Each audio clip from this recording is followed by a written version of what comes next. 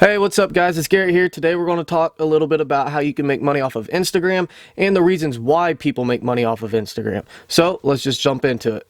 It's no shock that people are able to make a living off of Instagram just by itself. Now, like anything in today's age, you can make money off of any social platform, whether it be YouTube, Instagram, TikTok. It's kind of endless, but on the Instagram side of it, I think there's about two different ways of going about it.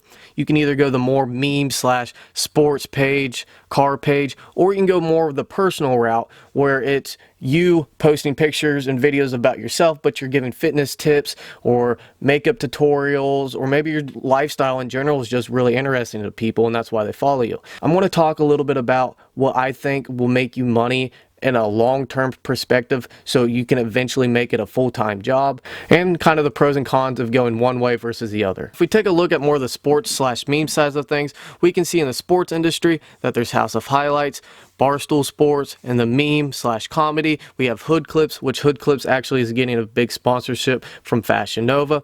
And if you're wanting to go that route with your account, well then you're going to have to target more people that are trying to sell items such as drop shippers, where they're wanting you to shout out their products so then they can sell more. And whenever I drop shipped, I would pay anywhere from $25 to $250 depending upon that page's amount of following.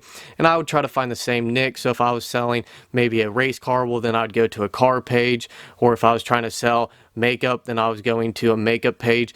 But if you're starting out small like most people are and you have a small amount of followers, well then you're going to have to go more of the personal route. And the reason I say that is because the companies would rather sponsor somebody that has their own opinions and reviews about a certain product versus just what a generic page would. So let's just say, for instance, I was a makeup brand. Well, I'm more willing to go and sponsor somebody that's doing tutorials about makeup and reviews about makeup, because they have a deeper connection between them and their followers, and they can sway their followers' decisions a lot easier than what a generic page would.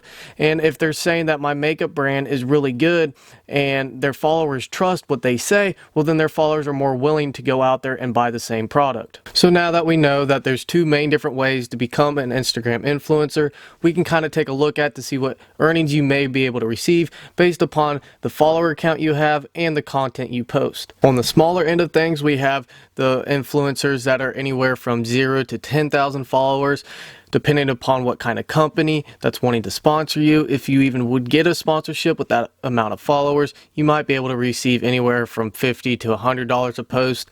But then we take a look at more of the middle, and that's where a lot of people are, is anywhere from 0 to 100,000, maybe 200,000 followers. They're receiving more along the lines of $500 to $1,000 a post. All just depends upon what brand's sponsoring you and what your page is all about. You got to keep that in mind. But if we take a look at more of the huge influencers, anywhere from 0 to a million, 20 million followers, like what Kylie Jenner is, and she's one of the main influencers on Instagram, and she comes in at $1.2 million per post. That is insane. Now, I realize a lot of people do not have that amount of followers. That is celebrity status, but just think about that. $1.2 million per post she receives from different brands and companies. That's insane. And the reason why she makes that per post is because her audience trusts her. They trust on what she says about certain products. And that's what a company is looking for whenever they want to sponsor a certain individual, is they want to see that you have a deep connection with your followers and that you're able to kind of persuade their decision on a product based upon what you say. So if you are wanting to take Instagram to the next level of eventually making it a full-time job where you're living solely off of just the money you earn from Instagram, you're first going to need to find a niche that you're really passionate about, something that you're never going to get bored from, and you need to make it your own. You need to spice it up and give content to people that they've never seen before, even if it is in the same niche as what everybody else is in. And you kind of need to look at it as a company and a brand perspective of, why would they want to sponsor me? What do I give that nobody else gives? Well, I constantly upload. I always have clean content for everybody.